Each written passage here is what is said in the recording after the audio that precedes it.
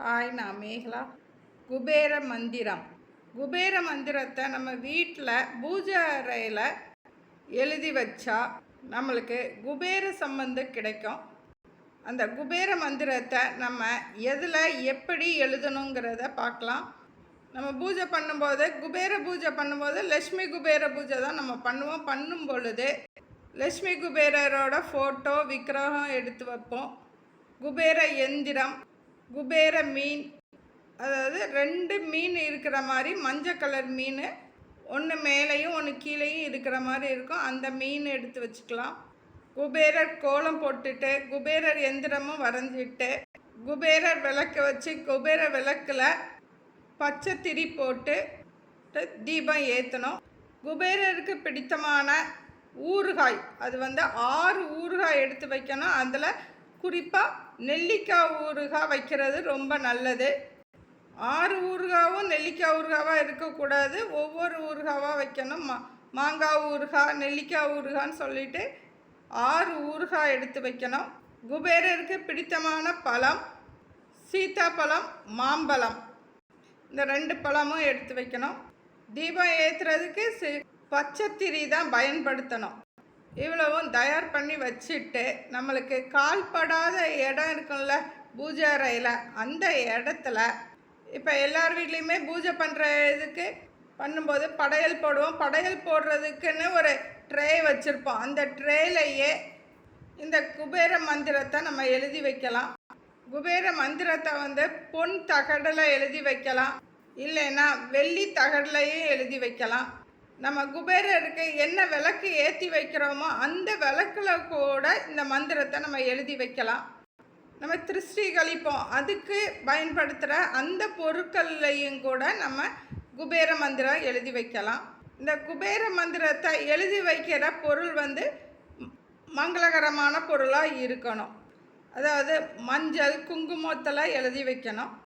குங்குமத்தில் எழுதுறதா இருந்தால் குங்குமம் பச்சை குங்குமமாக இருக்கிறது ரொம்ப நல்லது. மஞ்சளாக இருந்தால் கஸ்தூரி மஞ்சளாக இருக்கிறது ரொம்ப நல்லது.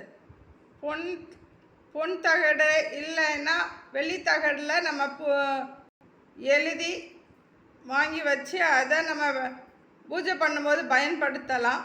அந்த தகடில் எழுதி வச்சுருக்கிறதுக்கு நம்ம மஞ்சள் குங்குமம் தடவிட்டு 6 முறை இந்த மந்திரத்தை நம்ம சொல்லணும். இந்த குபேர பூஜை பண்ணும்பொழுது நம்ம விளக்கு பயன்படுத்துவோம். அந்த விளக்கில் குத்து விளக்காக இருந்தாலோ இல்லை நம்ம குபேர விளக்காக இருந்தாலோ அந்த விளக்கில் மஞ்சள் குங்குமத்தில் நம்ம விரலால் எழுதி வைக்கலாம். இப்படி எழுதி வச்சு வழிபாடு செய்தாலுமே குபேரனோட ஆசி நம்மளுக்கு கிட்டும்.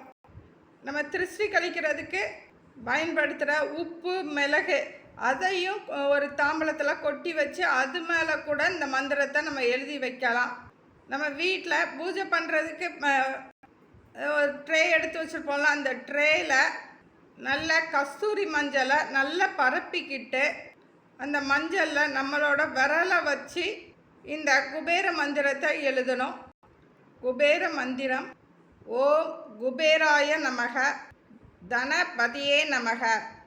இந்த 2 வரி மந்திரத்தை இந்த மஞ்சளில் நம்ம விரலை வச்சு எழுதி அதுக்கு மேலே கொஞ்சமாக பச்சை குங்குமத்தை வச்சுட்டு குபேரனுக்கு பிடித்தமான பூ நந்தியாவட்ட பூ, நந்தியாவட்ட பூவை அந்த எழுத்து மேலே நம்ம வச்சு வழிபாடு செய்யலாம்.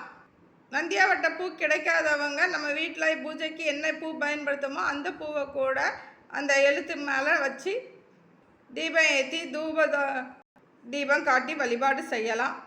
இந்த குபேர மந்திரத்தை மஞ்சளில் எழுதி வச்சுருப்போம்ல, அந்த இதை டெய்லியுமே மஞ்சளில் இந்த ஓம் குபேராய நமக, தனபதியே நமக அப்படின்னு சொல்லி மந்திரத்தை டெய்லியுமே இந்த மஞ்சளில் நம்ம எழுதிட்டே இருக்கணும். வாரத்தில் வியாழக்கிழமை அன்னைக்கு அந்த மஞ்சளை, ஏற்கனவே இருந்த மஞ்சளை எடுத்துட்டு வேறு மஞ்சளை அந்த தாம்பலத்தில் வச்சு இந்த மந்திரத்தை எழுதணும்.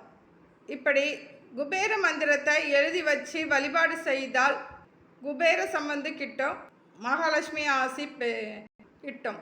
தேங்க்யூ.